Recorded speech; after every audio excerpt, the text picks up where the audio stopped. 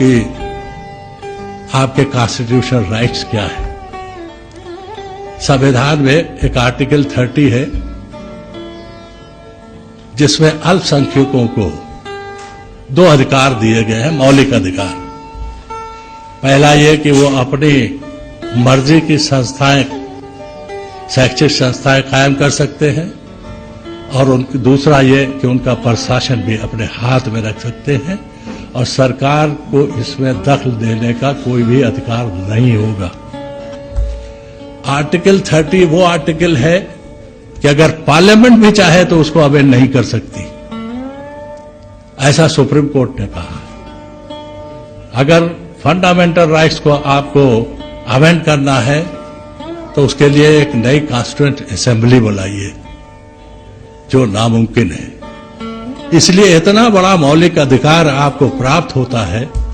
अब सवाल यह होता है कि वो कहते हैं कि साहब क्या फायदा होगा।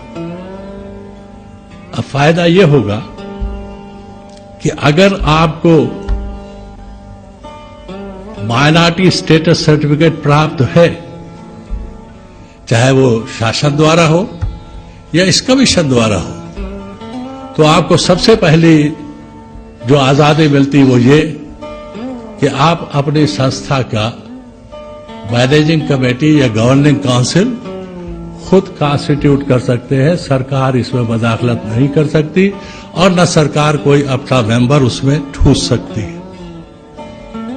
दूसरी आजादी आपको यह मिलती है कि आप अपनी संस्था के लिए एक रीजनेबल फी स्ट्रक्चर भी खड़ा कर सकते हैं। सरकार इसमें भी मदाखलत नहीं कर सकती है, बशर्ते कि वो रीजनेबल हो, कैपिटेशन नहीं होना चाहिए। तीसरी जो सबसे बड़ी आपको एक और आजादी मिलती है वो ये कि आप अपनी संस्था में अपनी कम्युनिटी के 100% स्टूडेंट्स को एडमिट कर सकते हैं। लेकिन अगर आप शासन से कोई माली इमदाद ले रहे, सहायता ले रहे हैं, तो हमारे कॉन्स्टिट्यूशन में एक आर्टिकल है 29 सब आर्टिकल 2 जो आप पर यह लाजिम करती है कि आप नॉन माइनॉरिटी स्टूडेंट्स को भी एक रीजनेबल एक्सटेंट तक एडमिट कर सकते हैं, पर उनकी संख्या इतनी नहीं होना चाहिए कि वो आपके माइनॉरिटी स्टेटस को ही खा जाए या खत्म कर दें। एक बात और याद रखिए कि माइनॉरिटी स्टेटस प्राप्त करने से, वो सरकारी सहायता प्राप्त करने से आपका माइनॉरिटी स्टेटस खत्म नहीं होता है, वो इंटैक्ट रहता है। और एक और सबसे बड़ी महत्वपूर्ण आजादी जो आपको मिलती है, जो किसी स्टेट गवर्नमेंट को मंजूर नहीं है, वो ये है कि आप अपनी संस्था के टीचिंग और नॉन टीचिंग स्टाफ को खुद ही सिलेक्ट कर सकते हैं। सिर्फ एक शर्त ये रहेगी कि उनकी जो एजुकेशनल क्वालिफिकेशन है वो सरकार मुकर्रर करेगी।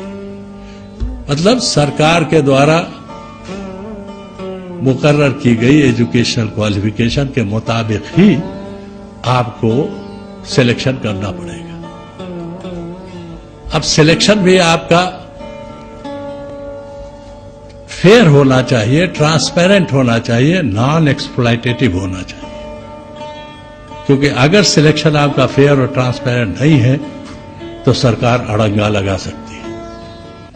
क्योंकि एक बात याद रखिए, अगर आपके इंस्टीट्यूशन में मैल एडमिनिस्ट्रेशन है तो सरकार का पूरा अधिकार है कि वो आपके इंस्टीट्यूशन में दखल दे, इंटरफेयर करे, उसके एडमिनिस्ट्रेशन को अपने हाथ में ले ले।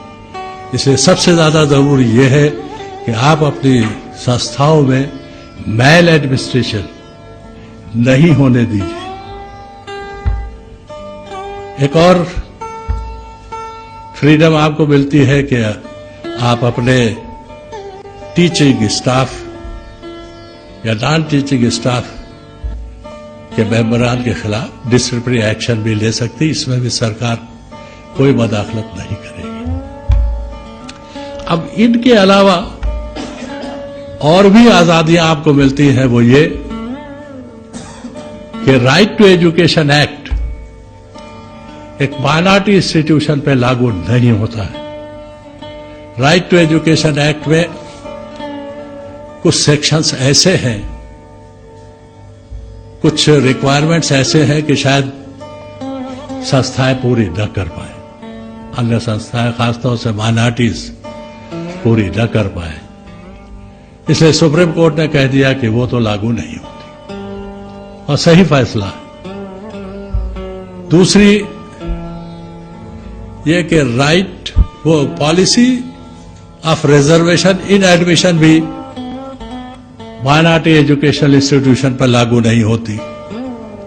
27% रिजर्वेशन ओबीसी के लिए है, एक एक्ट पास हुआ है, वो एक्ट इसमें लागू नहीं होता। 27% वाला जो आपको स्टूडेंट्स को एडमिट कीजिए, वो भी पॉलिसी आपको लागू नहीं होती। एक और पॉलिसी रिजर्वेशन इन एम्प्लॉयमेंट भी आपको लागू नहीं होती, ये भी सुप्रीम कोर्ट ने कह दिया। अब ये इतने फ्रीडम्स जब आपको हमारे कॉन्स्टिट्यूशन ने दिए हैं, तो आप पर भी जिम्मेदारी होती है कि आप अपने इंस्टीट्यूशंस को सेंटर ऑफ एक्सीलेंस बनाएं, टीचिंग शॉप्स न बनाएं। हमने देखा है, मैं कई इलाकों में गया हूं, वहां कई जगहों में जैन समाज में बहुत गरीबी है, उनके लिए शैक्षिक संस्थान भी नहीं है, वो मजदूरी कर रहे हैं, खेती कर रहे हैं, जो कि मुझे बहुत वैसा दिखता है, क्योंकि ये समाज कभी इन कार्यों में रहा नहीं। लेकिन वक्त की मार है, और उसकी वजह यह है कि उनके पास शिक्षा नहीं है। जबकि आपको मैं बता दूं, ये इतनी टैलेंटेड रेस है कि अगर आप इसको जरा भी मौका मिल जाए तो बहुत कुछ कर सकती है।